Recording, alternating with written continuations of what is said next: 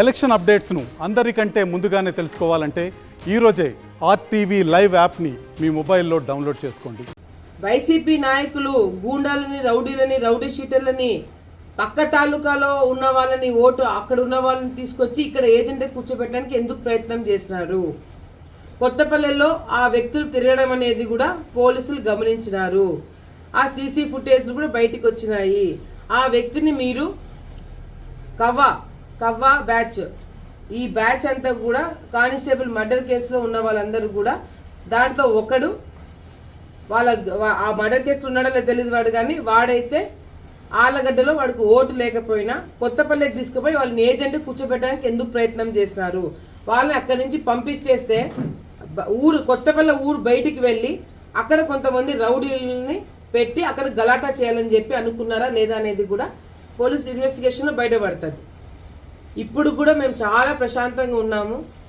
పోలీసులు ఏదో చేస్తాం మేడం, మేము కంపల్సరీగా న్యాయం చేస్తాము, ఇన్వెస్టిగేషన్ చేస్తున్నామని చెప్పి అంటున్నారు. కాబట్టి కూడా నేను వెయిట్ చేస్తా. చట్టం తన పని తను చేసుకొని పోతుంది. చూస్తాను ఎంతవరకు పని అవుతుందో.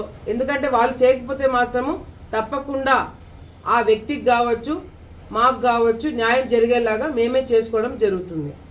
ఎందుకంటే ఈ విధంగా నంద్యాల్లో రౌడీలుగా, గూండాలుగా తిరిగే చిల్లర బ్యాచ్ అంతా ఆలగడ్డకు వచ్చి రౌడీజం చేస్తామంటే ఇక్కడ చూస్తూ కూర్చున్న వాళ్ళు ఎవడూ లేడు. అసలు నంద్యాల బ్యాచ్ వచ్చి ఆలగడ్డలో రౌడీజం చేస్తుంది. నంద్యాలలో రౌడీ షీటర్లు, నంద్యాలలో కాంట్రాక్ట్ మర్డర్లు రేపు పొద్దున మా మీద చేసినారు. రేపు పొద్దున ఇదే వైసీపీ నాయకులు ఎవరైనా వైశాస్ని బెదిరించాలంటే వీళ్ళని వాడుకోరా? ఎవరైనా ల్యాండ్ కబ్జా చేయాలనుకుంటే వీళ్ళని వాడుకోరా? రౌడీలను, గుండాలని తీసుకొచ్చి రాజకీయం చేస్తున్నారా? గాడిదలు కాస్తున్నారా? ఈరోజు మాకు నీతులు చెప్తున్నాడు ఇక్కడ ఉన్న గంగుల ప్రభాకర్ రెడ్డి గారు. ఖండిస్తున్నాడంట. దేనికి ఖండిస్తున్నారు? దగ్గరుండి మీ వైసీపీలో ఉన్న, మీ పార్టీలో ఉన్న వ్యక్తి అదే నంద్యాల బ్యాచ్ని తీసుకుపోయి కొత్తపల్లిలో law and order problem create చేయాలని చెప్పి చూస్తున్నారు. ఇంతవరకు ఆలగడ్డలో అటువంటి సంస్కృతి రాలేదు. మీరు చేసే అరాచకాల వల్ల ఈరోజు కాంట్రాక్ట్ మర్డర్లను తీసుకొచ్చి ఇక్కడ రౌడీజం చేస్తున్నారు. నిన్న రాత్రి సిఐ వాళ్ళందరూ మొన్న రాత్రి మా ఇంటికాడికి వస్తే అసలు మేము కంప్లైంట్ ఇవ్వదలుచుకోలేము, మాకు వద్దు కంప్లైంట్, మేము ఇవ్వదలుచుకోలేము, మాకు నమ్మకం లేదు, పోలీస్ డిపార్ట్మెంట్ పైన కానీ వ్యవస్థ పైన మాకు నమ్మకం లేదు, మాకు ఎట్లా న్యాయం చేయించుకోవాలని మేమే చూసుకుంటామని చెప్పి చెప్పడం జరిగింది.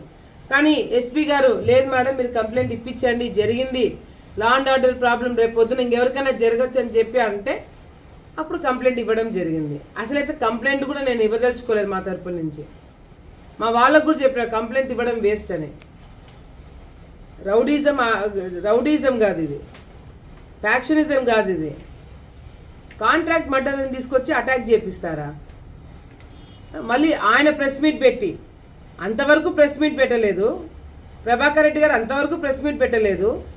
ఎక్కడ వైసీపీ నాయకుల పేర్లు బయటకు వస్తాయని చెప్పేసి ఈయన ప్రెస్ మీట్ పెట్టి నేను బౌన్సర్లను తెప్పించుకున్నానంట, నేను బయట వ్యక్తులు వచ్చాడని చెప్పి ఈయన నా మీద ఈసీ కంప్లైంట్ చేస్తాడంట. ఏమన్నా బుద్ధి జ్ఞానం ఉండి మాట్లాడుతున్నారా? ఎవడు ఔట్సైడర్లను తెచ్చింది నేను చూపించాలా ఫోటోలు? గంగుల కిషోర్ వెనకాల ఎందుకు మనుషులు తిరుగుతున్నారు? కాంట్రాక్ట్ మర్డర్లు చేసిన వాళ్ళు, రౌడీజం, గూండాయిజం చేసిన వాళ్ళు, నంద్యాలు తిరుగుతున్న వ్యక్తులు ఎందుకు ఆలగడ్డలో పెట్టుకొని తిరుగుతున్నారు?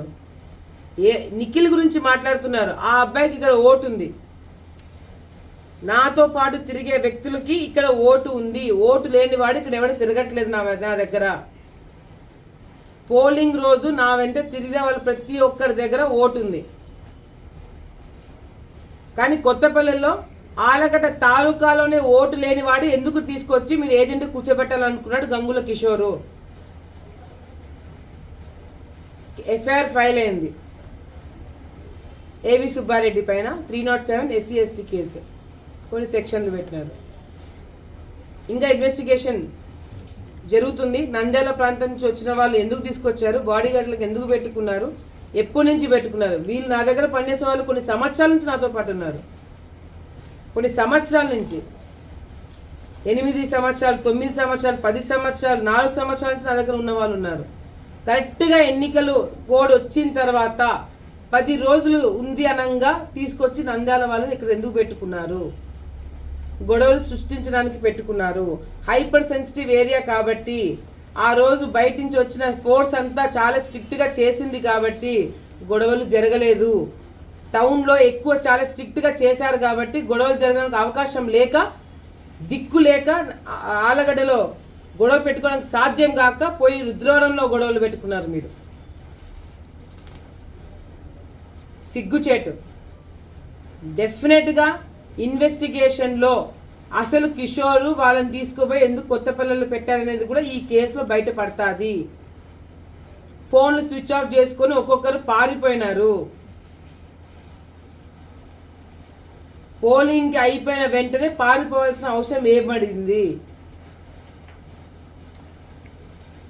డెఫినెట్గా ఎన్నికల కమిషన్కి నేను దీని అన్ని ఏం జరుగుతుందో నేను అన్నీ కూడా ప్రూఫ్లతో సహా, ఫోటోలతో సహా అన్నీ కూడా నా దగ్గర పెట్టుకున్నాను. ఇప్పుడు ఏమి నేను చెప్పను, మాట్లాడను. రేపు పొద్దున డెఫినెట్గా మాకంటూ టైం వచ్చినప్పుడు అన్నిటికీ సమాధానం చెప్పడం జరుగుతుంది. ఎందుకంటే పోలీస్ డిపార్ట్మెంటు ఏ విధంగా వాళ్ళ మీద ప్రెషర్ ఉందో లేదో, చేస్తారో చేయరో నాకైతే తెలీదు. ఎక్కువ హోప్స్ కూడా నేను పెట్టుకోవట్లేదు, వాళ్ళ మీద నేను ప్రెషర్ పెట్టట్లేదు, పెట్టను కూడా. డెఫినెట్గా మాకంటూ ఒక టైం వస్తున్నప్పుడు అందరికి కూడా సమాధానం చెప్పడానికే వేచి చూస్తున్నాము ప్రశాంతంగా అని చెప్పి సందర్భంగా తెలియజేసుకుంటూ, మరొకసారి ఆలగడ్డ ప్రజలు మీరు ఎటువంటి ఇబ్బందులు పడకండి, ఎటువంటి భయభ్రాంతులకు గురి కాకండి. ఆలగడ్డలో మళ్ళీ ప్రశాంతంగా వాతావరణం ఉండేటట్టుగా మేము చూసుకుంటాము. ఎవరైనా పిచ్చి పిచ్చి పనులు చేస్తే వాళ్ళని ఏ విధంగా వాళ్ళని కంట్రోల్ చేయాలనేది కూడా మాకు తెలుసు. ఎటువంటి పరిస్థితుల్లో ఆలగడ్డలో రౌడీజం, గూండాయిజం లేకుండా చూసుకునే బాధ్యత నాదని చెప్పి ప్రజలకందరూ కూడా తెలియజేసుకుంటూ, మరి పెద్ద స్థాయిలో అందరూ కూడా బయటకు వచ్చి, ఆ రోజు నేను పోలింగ్ రోజు చూశాను, చాలామంది మహిళలు చిన్న పిల్లలు ఎత్తుకొని ఎంత ఎండగా ఉన్నా కూడా పగలపూట చాలామంది నీళ్లు లేకపోయినా ఎండలో నిల్చొని మరి ఓటు వేసడానికి బయటకు వచ్చినారు. చాలామంది ముసలోళ్ళు వచ్చినారు.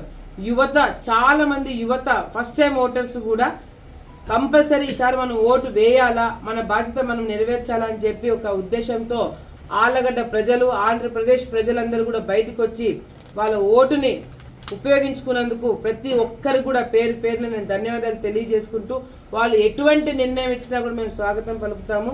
మరిన్ని వీడియోస్ కోసం ఛానల్ ని సబ్స్క్రైబ్ చేయండి, లేటెస్ట్ అప్డేట్స్ కోసం వాట్సాప్ ఛానల్ ని ఫాలో చేయండి, అండ్ లింక్ డిస్క్రిప్షన్ లో ఉంది.